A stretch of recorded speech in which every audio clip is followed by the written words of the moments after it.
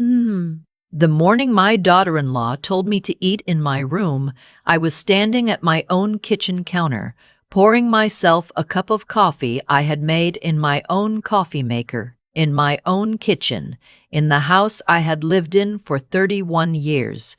She didn't yell. She didn't even raise her voice. She just walked in, looked at me the way you look at something in the way, and said, "Marcus and I are having a conversation in here. Can you just take that upstairs?" I looked at her. I looked at my coffee. I looked at the kitchen table where I had fed my children, where I had cried the night my husband passed, where I had celebrated every birthday, every graduation, every small and ordinary miracle of a life well lived. Then I picked up my mug and I went upstairs. I want you to understand something. I am not a weak woman. My name is Dorothy, and I am 67 years old, and I have buried a husband, raised 2 children, mostly alone after he got sick, worked 28 years as a registered nurse, and paid off every single dollar of the mortgage on that house in Savannah, Georgia. I am not the kind of woman who gets pushed around, but I had let it go on for 2 years before that morning. And if I am being honest with you, which I intend to be, I need to tell you why. It started the way these things always start. Not with a confrontation, with a favor. My son Marcus called me on the Tuesday in the spring, 2.5 years before all of this. He was 34 then, and he had been married to Brianna for 3 years. They lived in an apartment in Atlanta, and he told me they were having some financial trouble. Nothing serious, he said, just a rough patch. His company had done layoffs, and he was between jobs. Brianna was working, but the rent in Atlanta was expensive, and they were burning through their savings faster than they expected. He asked if they could stay with me for a few months, just until he found something new. I said yes before he even finished the sentence, because that is what mothers do, and because I love my son, and because the house was quiet since my younger daughter Patrice had moved to Portland 2 years before, and if I am honest, I had been lonely in a way I didn't know how to name, the kind of lonely that isn't dramatic, the kind that just settles into the corners of a house that used to be full. They arrived on a Friday with a moving truck. I remember standing on the porch watching them carry in boxes and thinking that this was going to be fine, better than fine, company, the smell of cooking in the evenings, someone to watch television with. I had been eating dinner alone for so long that I had started just standing at the kitchen counter to eat, because setting a table for one felt like too much honesty about my life. The first few weeks were easy. Marcus helped with yard work. Brianna made dinner twice that first week, and both times it was good. She was polite in the careful way people are when they first arrive somewhere, and I matched her energy, and we navigated the kitchen and the living room and the one shared bathroom on the ground floor with the politeness of strangers who were trying hard. But somewhere around the 2nd month, something shifted. I could feel it before I could name it.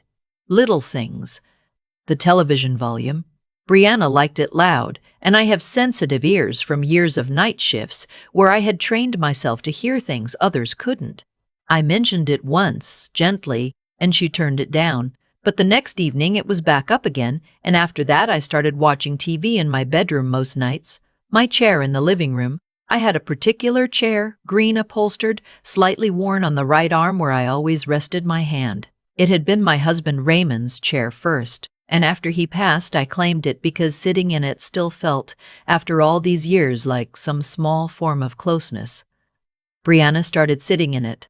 Not every night, but often enough that I began to feel strange about asking for it back. So I didn't. The kitchen schedule changed too, slowly, without any conversation. Brianna cooked most evenings, which I had appreciated at first, but her cooking times drifted later and later until dinner was often not ready until 8 or 8:30, which was too late for me, so I started eating earlier alone and then sitting in my room while they ate together downstairs. I was becoming a guest in my own home. I knew it. I watched it happening, and still I said nothing, because Marcus seemed happy, and he had a new job by month 3, a good one. And I kept thinking the rough patch was over, and surely now they would start looking for a place of their own. When I brought it up once, around month 5, Marcus said they were saving up for a down payment, and didn't I want them to be smart about it and not rush into something? He said it with a smile, the way people say things that are designed to make you feel small for having asked. I said, of course. I said there was no rush. I don't know exactly when I stopped believing that. By the end of the first year, Brianna had rearranged the pantry without asking me. She had replaced my dish rack with a new one she said was more efficient. She had put a small shelf up in the bathroom without asking, and it was full of her things, and my things had been moved under the sink. None of these were enormous. Any single one of them was the kind of thing a reasonable person would let go. But they were not happening one at a time. They were happening all at once, every day, in every room, and the cumulative weight of all those small, unreasonable moments was something I felt in my body. I started going to bed earlier than I wanted to. I started timing my trips to the kitchen for when I knew Brianna was out or busy. I started asking permission, in the smallest ways, to exist in my own house. Not out loud, not in words I ever said directly, but in the way I moved, the way I hesitated before entering a room, the way I had started apologizing for being in my own spaces. I am a registered nurse. I have spent decades watching people shrink under circumstances that were never meant to erase them. I knew exactly what was happening to me, and still it happened, because knowing something and stopping it are two very different things when the person doing it to you is your own child's spouse, and the child is watching and saying nothing. The morning of the kitchen incident I mentioned at the beginning was a Saturday in November. I had come down early because I couldn't sleep and I wanted coffee and quiet. I had been standing there for maybe 4 minutes, just standing, looking out the window at the backyard where the pecan tree was losing its last leaves, when Brianna came in and said what she said. I went upstairs. I sat on the edge of my bed with my coffee, and I looked at the carpet, and I thought about Raymond. I thought about the year he was diagnosed, and the 3 years after that, and the way he had looked at me from that hospital bed near the end and said, "Dorothy, you are the strongest person I have ever known. Don't you forget that." I had forgotten it. Somewhere in the past 2 years, I had forgotten it completely. I put down my coffee, and I picked up my phone and I called my daughter Patrice in Portland. She answered on the second ring. She could hear it in my voice before I said anything. She asked me what was wrong. I told her everything. Not the edited version I had been telling myself for 2 years, where I minimized and explained and found reasons why things weren't really that bad. The real version. All of it. The chair. The kitchen times. The pantry. The shelf. The television. And then the morning, my own coffee, my own kitchen, take that upstairs. Patrice was quiet for a long moment when I finished. Then she said, "Mama, how long has it been since you felt comfortable in your own house?" I opened my mouth to answer, and I couldn't, because the honest answer was a long time, and I hadn't let myself say that out loud before, and the saying of it did something to me that I wasn't prepared for. I cried, not delicately. The way you cry when you have been holding something in for 1.5 years, and the container finally fails. Patrice said, "I'm going to look something up and call you back." She called me back in 40 minutes. She had found the name of a housing attorney in Savannah who specialized in exactly this kind of situation, owner-occupied properties with family members staying without formal agreements. She had already looked at reviews. She told me the attorney's name. She said, "Mama, you own that house, you have rights, but you need to know what they are." I wrote down the name. I want to stop here for a moment and say something to anyone who might be listening, who is somewhere inside the thing I was inside. I waited 2 years. I told myself that saying something would damage my relationship with my son. I told myself that they were trying their best.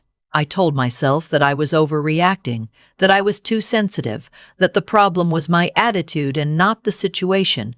I arranged my own life around their comfort in a house that I paid for, and I convinced myself that this was generosity. It was not generosity. It was fear. Fear of conflict. Fear of being seen as difficult. Fear that if I pushed back, my son would love me less, and none of those fears were worth what I was paying for them. I called the attorney on Monday morning. Her name was Carol, and she had a matter-of-fact voice that I trusted immediately, the way you trust a doctor who doesn't sugarcoat. I explained the situation. 2 adults, my son and his wife, living in my home for over 2 years. No lease agreement, no formal arrangement, no financial contribution to rent, utilities, or household expenses, and a living situation that had become, in her words when I described it, de facto control of the property. Carol asked me a number of questions, and then she told me about something called a notice to vacate. She explained that in Georgia, even without a formal lease, the occupants had certain rights as residents of the property. I would need to give written notice. The amount of time depended on how the situation was characterized, but in this case, given the duration of their stay, she recommended 60 days. She said she could prepare the documents. She said it in the same tone you might use to say, I can prepare these forms for your annual checkup, clinical, manageable. Like this was a thing that happened, that had a process that could be resolved. I sat with the phone in my hand after we hung up, and I thought about my son's face when he received those papers. I thought about it for 3 days. On the third day, Brianna told me that they were thinking about converting the sunroom into a home office for Marcus, and had I thought about whether I really needed all the garden furniture stored in there. She said it the way you say something to someone who lives in your home, not the way you say it to the person who owns it. I called Carol back that afternoon. I told her to prepare the documents. I want to be precise about what happened next, because I have seen how these stories get told, and the truth is quieter and stranger than the dramatic version. There was no confrontation. I did not sit down with Marcus and tell him what I was doing. I did not give Brianna the satisfaction of watching me show my hand. I asked Carol to have the notice served by a process server on a Thursday afternoon when I knew from the weekly schedule I had been quietly keeping that Marcus would be home and Brianna would be at work. I was not in the house when it happened. I had driven to a coffee shop on the other side of town, and I sat by the window with a cup of tea and I read a novel I had been carrying in my bag for 4 months without opening, and I read 12 pages. And then I sat and watched the street outside and waited. My phone rang at 4:47. It was Marcus. I let it ring. It rang 3 more times in the next 20 minutes. Then a text. Then Brianna's name on the screen, twice. I turned the phone face down on the table and I finished my tea. When I drove home that evening, Marcus was waiting in the living room. He was sitting in the green chair. My chair. Raymond's chair. He had the papers in his hand, and his expression was the expression of someone who has been surprised by a version of his mother he did not know existed. He said, "Mom, what is this?" I said, "It's a notice to vacate. Carol Fleming prepared it. She's a housing attorney. You have 60 days. He stared at me. He said, "You hired a lawyer? Against your own family?" I sat down on the couch across from him, and I looked at my son, this person I had brought into the world and loved every day of his life without condition, and I said something I had been thinking about for 3 days, and I wanted to say it right. I said, "Marcus, I am not doing this against you. I am doing this for me. There is a difference, and I need you to hear it." He tried several things after that. He told me this was an overreaction. He asked me why I hadn't just talked to him if I had a problem. He said Brianna was going to be devastated. He said they weren't ready, they hadn't saved enough, the timing was terrible. I listened to all of it. I let him finish. Then I said, "I asked you once about a year in whether you were thinking about finding your own place. You told me you were saving for a down payment. That was over a year ago.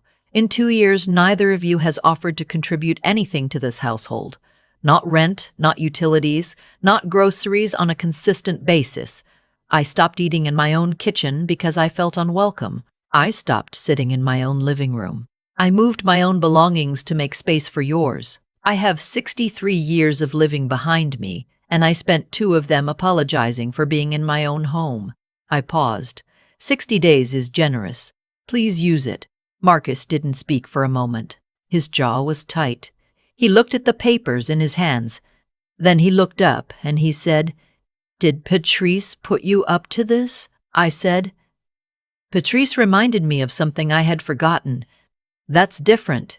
He left the room. I heard him on the phone with Brianna upstairs, his voice low and sharp, and I sat in the living room and I turned on the television and I put the volume exactly where I liked it. There were hard weeks after that. Marcus moved through the house with a coldness that hurt in the specific way only your own child can hurt you. Brianna stopped speaking to me directly entirely, which I found, if I am being honest, a relief. There were 2 conversations with Marcus that were difficult, where he said things he later apologized for and where I said things I held my ground about. He told me I was selfish. I told him that owning the house I paid for was not selfishness. He told me I was ruining his marriage. I told him that was not my responsibility to fix. Patrice called every few days. She was calm and steady, and she always ended the calls the same way, saying, "You're doing the right thing, Mama. Stay with it." Around the 40-day mark, Marcus came to me one evening when Brianna was out. He sat at the kitchen table, and he looked older than he was, the way people look when they've had to confront something about themselves they would rather not have faced.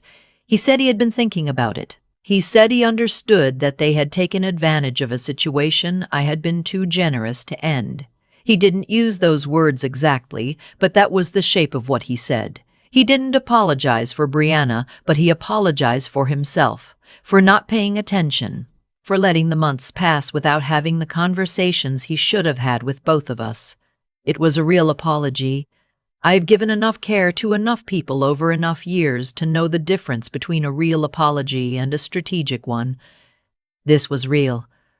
I told him I loved him. I told him that had never been the question. I told him I hoped that having a home of their own would be good for their marriage, and I meant it.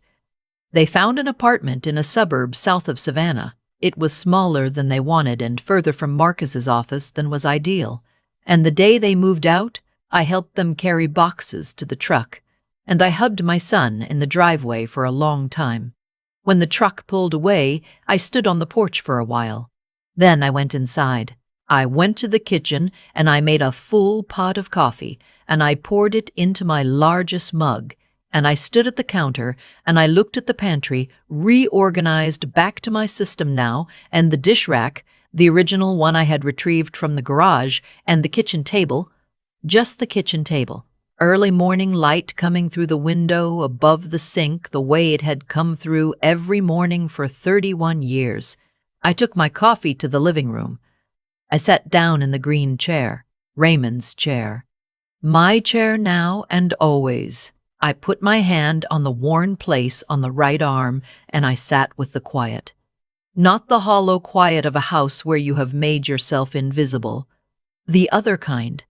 The quiet of a place that is entirely and uncomplicatedly yours. My phone had a text from Patrice. It said only, "How does it feel?" I typed back one word, "Right." I don't tell this story because I am proud of the conflict. I don't tell it because I think my son and his wife are bad people, because I don't believe that. I tell it because I spent 2 years getting smaller in my own life, by inches, and no single inch felt like enough to fight about. And that is exactly how it works. That is exactly how it works. That is exactly how you end up a stranger in your own house. The lines move a little at a time, and one day you are standing at your own kitchen counter with your own coffee, and someone is asking you to take it to your room, and you do it. And on the way up the stairs, you don't even feel the full weight of what just happened because you have been trained slowly and thoroughly not to. What I know now that I wish I had known at the beginning is this. You do not need to be angry to hold a boundary. You do not need to have a dramatic conversation or prove that you've been wronged. You do not need permission to live fully in your own life. The boundary doesn't have to come with a fight. It can come quietly, legally, with 60 days written notice and a housing attorney named Carol. The right to your own chair in your own living room does not require explanation. It just requires that you decide, clearly and without apology, that you are going to take it back. I am sitting in that chair right now. The volume on the television is exactly where I like it. Come home to yourself. It's not too late. What happened to Dorothy did not happen all at once. That is the part I keep coming back to. It wasn't one terrible moment that broke everything open. It was 2 years of small surrenders, each one quiet enough to dismiss, each one just reasonable enough to absorb, until she had been moved out of her own kitchen, out of her own chair, out of the full and unhesitating ownership of her own life, and she had done it so gradually that she almost didn't notice. That is how these things work. Not through force, but through patience. Not with a single blow, but with 100 gentle pressures applied in the same direction over time. And here's what I believe about that. The outcome was not accidental. Dorothy had spent 2 years placing everyone else's comfort above her own dignity, and life gave her exactly the situation that reflected that choice back to her. Not as punishment, as information. The discomfort she felt standing in her own kitchen with her own coffee, being told to take it upstairs. That was not the problem. That was the signal. That was 2 years of accumulated truth arriving in a single moment, loud enough that she finally couldn't talk herself out of hearing it. When she stopped minimizing and started listening to that signal, everything changed. Not because the people around her changed first, because she did. That is the thing about Dorothy that stays with me. She is not a woman who found courage easily. She is a woman who had forgotten she had it, and then remembered. There is a kind of strength in that I find more honest than the kind that never wavers. She wavered. She waited too long, and she would tell you that herself. But when the moment came, standing at that kitchen counter, coffee in hand, something in her finally said, "Enough." And she listened to it. Wisdom is not always loud. Sometimes it arrives as a quiet phone call to your daughter in Portland. Sometimes it arrives as the name of an attorney written on a notepad on a Tuesday morning. The decision Dorothy made was not dramatic, it was clear. And clarity, I have come to believe, is one of the most powerful things a person can possess. Not anger, not revenge. Just the clear-eyed knowledge of what is true and the willingness to act from that truth without apology. What she did required something beyond courage. It required her to hold the line through the hard weeks after, through her son's coldness, through the conversations where things were said that hurt, through the long, uncertain middle where she didn't yet know how it would resolve. That is where character actually lives. Not in the decision, but in what you do on the days after the decision when the cost of it becomes real. She held, she stayed with it, and on the other side of that holding, she got her chair back. She got her kitchen back. She got herself back. Not everyone in your life will understand the boundaries you set. Some will call it selfishness. Some will call it overreacting. But you are not required to shrink yourself to a size that makes other people comfortable in spaces that belong to you. You are allowed to take up the full amount of room that your life has earned. Dorothy is sitting in her chair right now. The volume is exactly where she likes it. That didn't happen to her. She made it happen, and so can you.